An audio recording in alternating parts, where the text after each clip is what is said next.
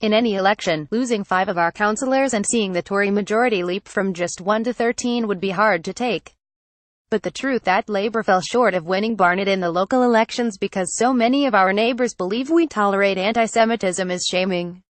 How did this happen to us and our movement, founded on social justice, equality and human rights?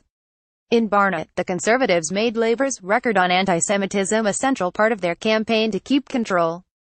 That's what opponents do if you make it easy for them. It's only possible because of Labour's own failure to deal with evidence of anti-Semitism by some members quickly enough and firmly enough. That evidence is not imaginary or fake news.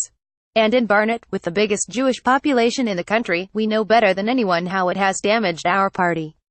I will always believe that if the evidence of anti-Semitism in the party had been dealt with as it should have been over the last 2 years, Barnet would have a Labour council this weekend.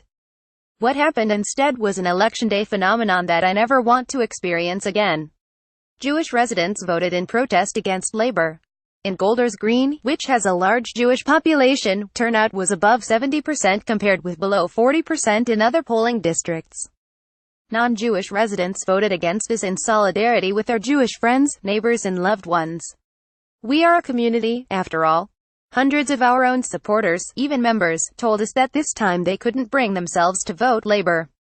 It is agonizingly difficult to describe the feeling of standing as a Labour candidate in a political environment that has turned toxic.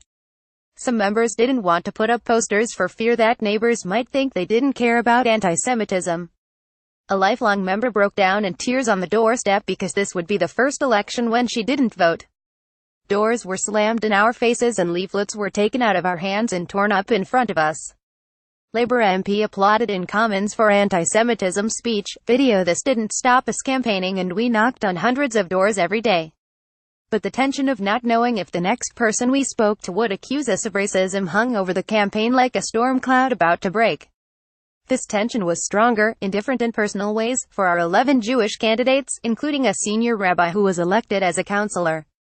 Their courage and determination to stick to their principles was humbling, showing by example that the Labour Party must never be a place where anyone feels unsafe or unwelcome. We had a team of 63 candidates who truly reflected our borough, aged 18 to nearly 90, active in community groups and residents' associations, running small businesses, members of mosques, temples and churches, just under half of them women. They were ready to put the people of Barnet back in charge of a council that has been taken over by outsourcing firms. But that was not to be. Barnet Labour will bounce back. But we can't do it without rebuilding our relationship with Barnet's Jewish community at the same time, and we can't do that without the Labour Party nationally making amends for a lot of mistakes. Jeremy Corbyn has written letters of apology and, at long last, ordered expedited action to deal with a backlog of complaints. But he has failed to convince. Labour is not an anti-Semitic party. Jeremy Corbyn is not an anti-Semite. We can get this right, and Barnet Labour wants to help. The Labour Party leadership has to recommit itself to treating all communities with respect, and it has to take fast, determined action against any evidence of anti-Semitism. It has to enforce the rulebook, which was strengthened last year by a new rule, first proposed by Barnet Labour, explicitly making hate speech and racist conduct an expulsion offence for the first time. Sunlight is the best disinfectant, and we must have transparency on exactly what happens with every complaint, with a short statement of explanation, published in a monthly report. Dealing with anti-Semitism, Islamophobia and all forms of hate is not about whether we win or lose elections. It's a moral responsibility that defines who we are as a party. We have lost trust with our Jewish brothers and sisters, and it will be a long road back to regaining it.